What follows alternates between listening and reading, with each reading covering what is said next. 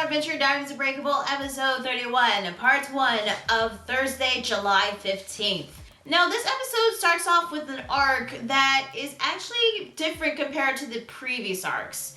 This actually compresses 4 different story arcs from the manga into one multi-parter in the anime. As in this episode, there are various different events and scenes that are happening within the exact same day.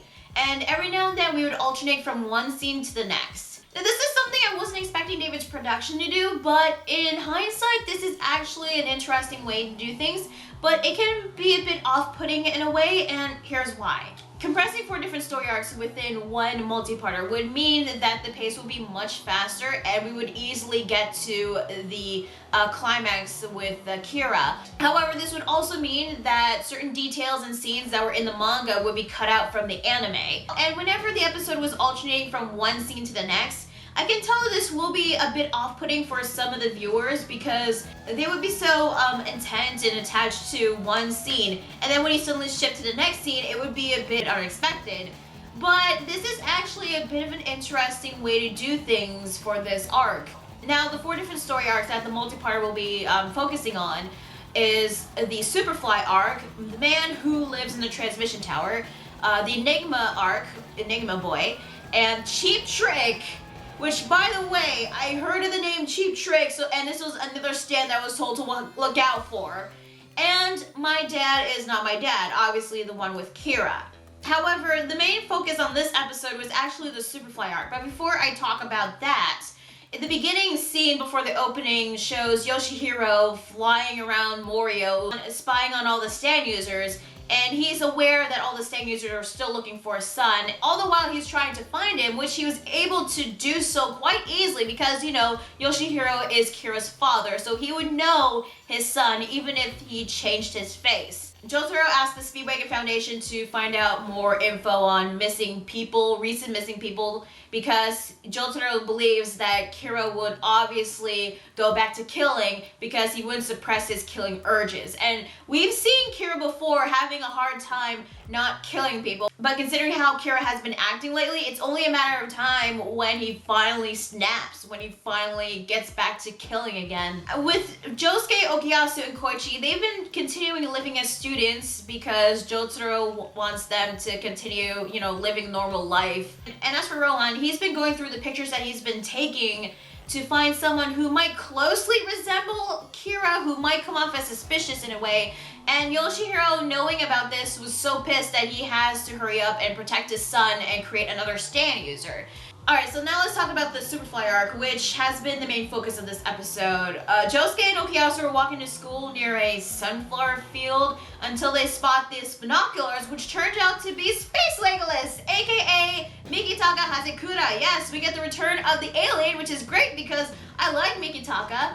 And the reason why he was there this whole time as binoculars was to wait for Josuke and Okuyasu to show up and to tell them that he noticed something was going on at this electric pylon. Josuke takes a look and he notices somebody was residing inside the electric pylon, which we find out later on that this guy happens to be a stand user named Toyohiro Kanedaichi. Toyohiro has been living inside the electric pylon for 3 years and he's actually making a decent living inside the pylon, although I do question what would happen if it rains. I mean, this guy is able to grow his own food, have a garden, there's like a pond, a lake nearby so that he can fish. He even has his own plumbing installed on the electric pylon so that he can use the bathroom.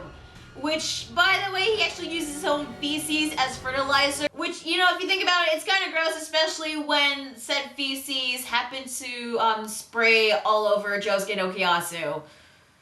Well, it's been a long while since we've had a poop or toilet joke in JoJo's Bizarre Adventure, so there you go.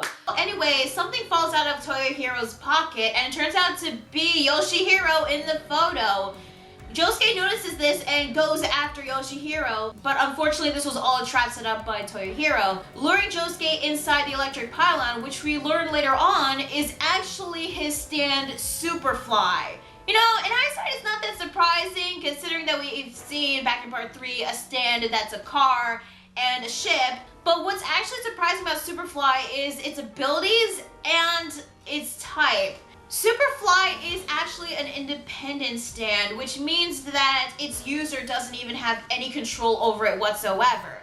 Its ability is to trap people inside the pylon, and if anyone tries to get out, they would turn into metal and become part of the pylon. And the only way to get out is to have someone else come inside so that you can get out. Which means that Toyohiro has been affected by his own stand and trapped in there for 3 years apparently, waiting for someone to come by and so that he can get out, luring them inside. That really sucks, you know? Because your stand also affects you in a bad way, and you have no control over it whatsoever. It's more like a curse than a blessing. So with Josuke trapped, Toyohiro was about to make an escape. However, Okuyasu steps up to the plate as he and Josuke use their stands to wail on Superfly.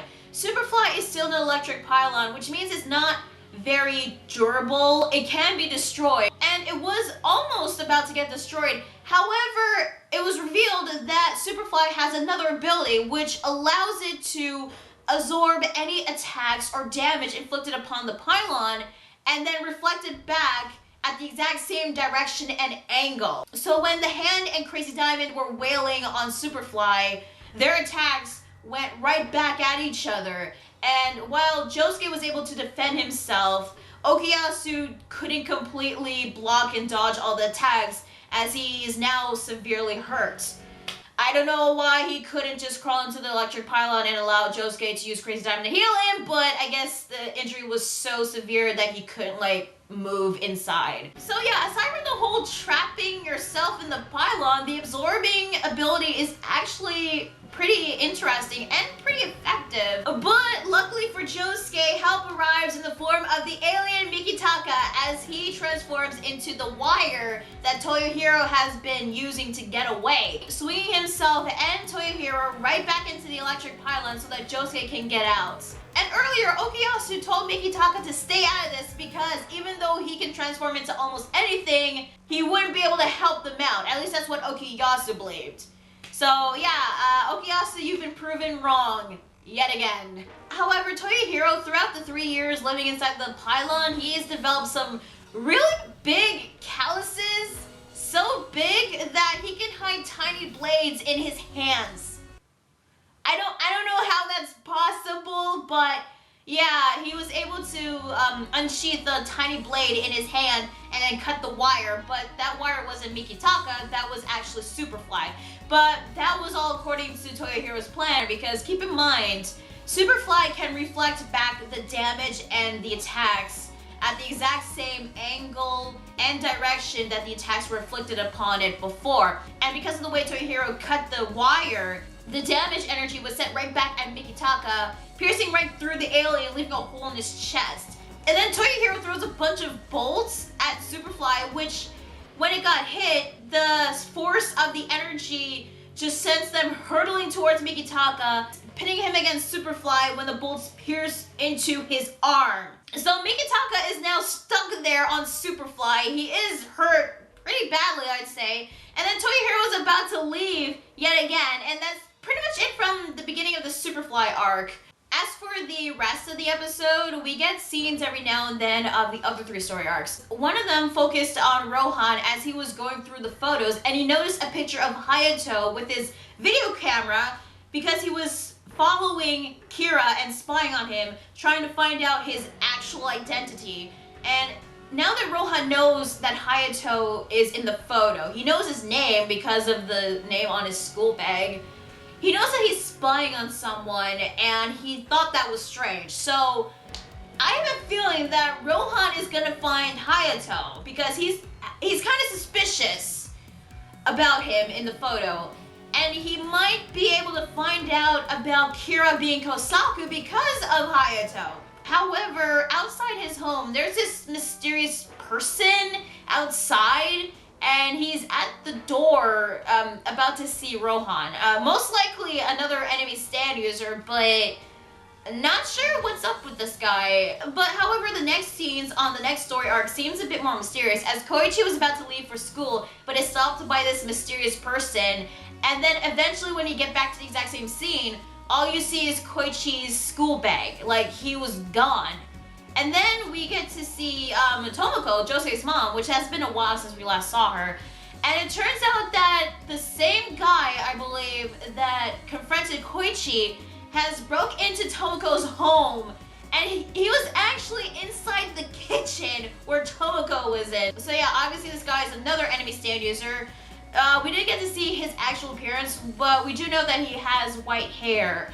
Don't know what he's going to do to Tomoko, but it might be something really bad, and if word got out that something bad happened to Tomoko, Josuke is gonna get pissed. So yeah, that was pretty much it from this episode. Overall, I gotta say, this was a good episode. However, I will admit, whenever we cut to the next scene, I was a bit like surprised, and I was kind of wondering why we kept shifting from one scene to the next.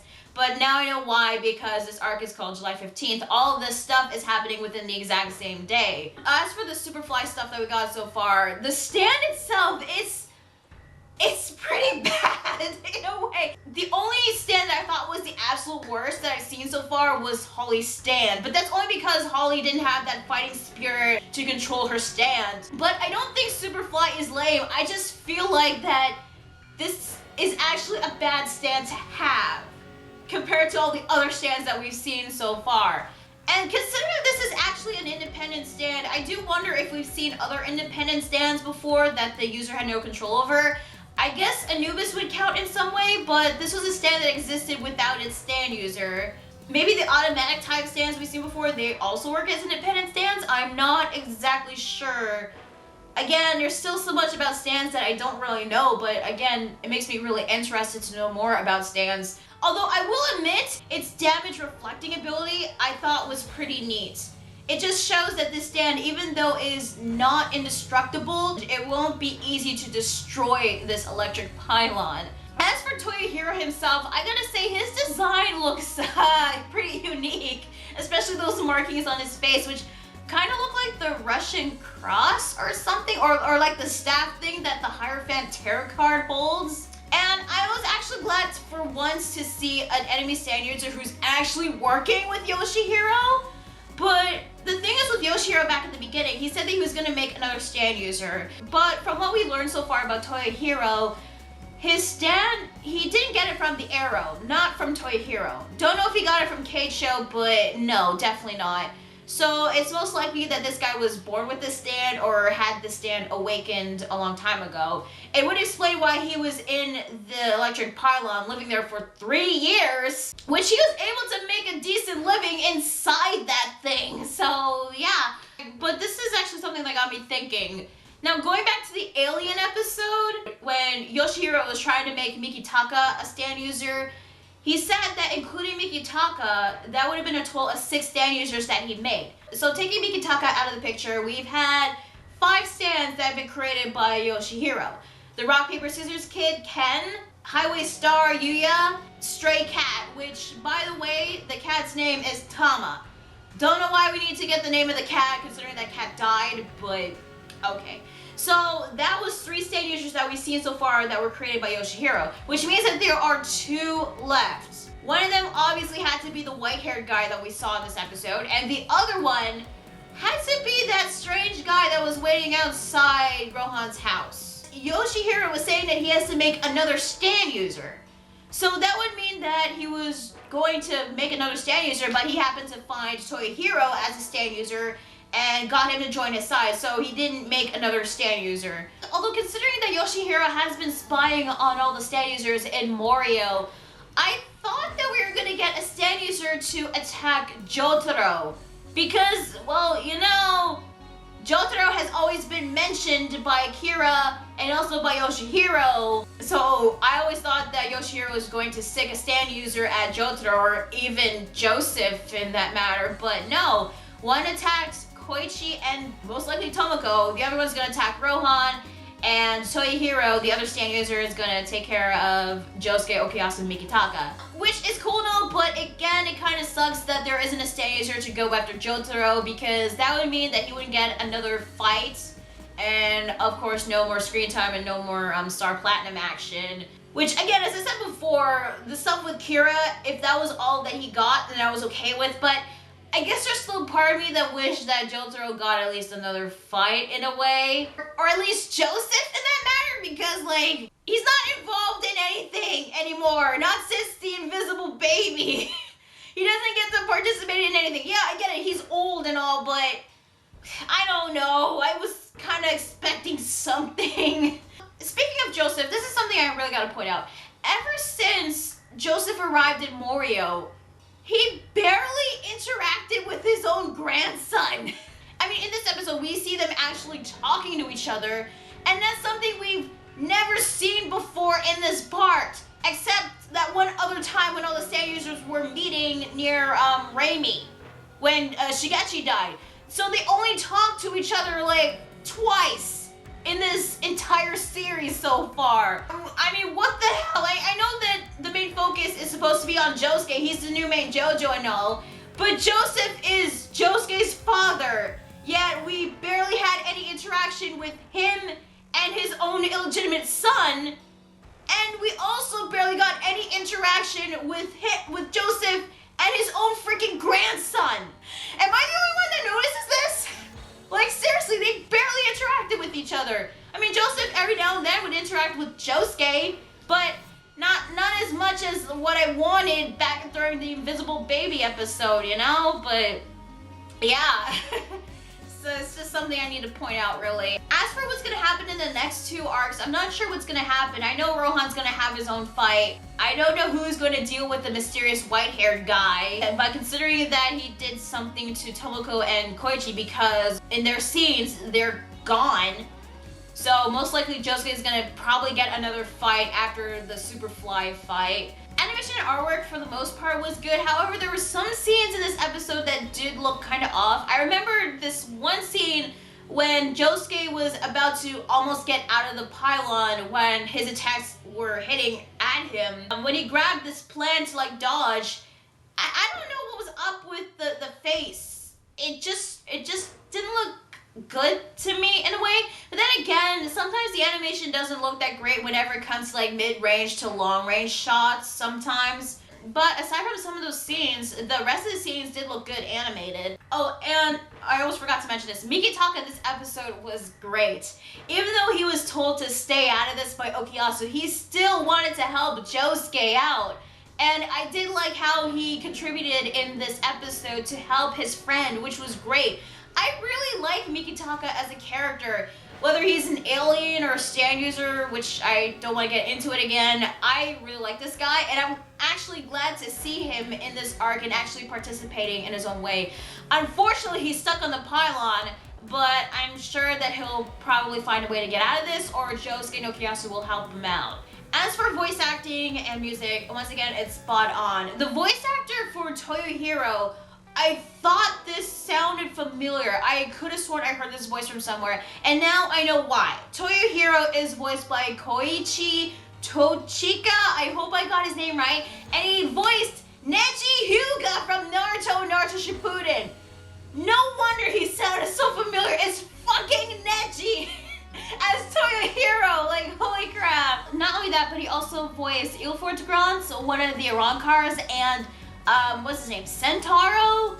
That guy who always bickers with Kyone in Squad 13. So yeah, he voiced those two characters from Bleach. He voiced Hawkmon from Digimon Season 2, Yoli's Digimon. He voiced Checkmate from Kinnikuman 2 Sei Ultimate Muscle, Hody Jones from One Piece, and Minos Griffin from the Saint Seiya Hades chapter. So the next episode, I think we're gonna wrap up the Superfly arc and then move on to the next one, which I think is the Enigma Boy arc or the Cheap Trick one. I'm not exactly sure, but I was told to look out for the Cheap Trick stand. So boy, can't wait to see Cheap Trick. Wonder what that thing's gonna do. And then afterwards, I think we're gonna get the Hayato and Kira arc after the other two arcs. So tell me guys, what did you think of this episode of Unbreakable? Did you like it? Did you hate it? What did you think about Superfly, the stand, and its user Toyohiro? And any ideas as to what's going on with those other two enemy stand users? I still think that guy waiting outside Rohan's house is obviously a stand user. Don't know what his deal is though, but it might be very scary or funny or really weird. Not sure. But anyway, tell me your thoughts about the episode in the comment section down below. Like the video if you like it, subscribe to more videos, and be sure to check out my Facebook fan page and Google+. So yeah, that was JoJo's Bizarre Adventure Unbreakable episode 31. I'm going to Sprout 27, and I'll see you guys next time on episode 32, July 15th, part 2. See ya.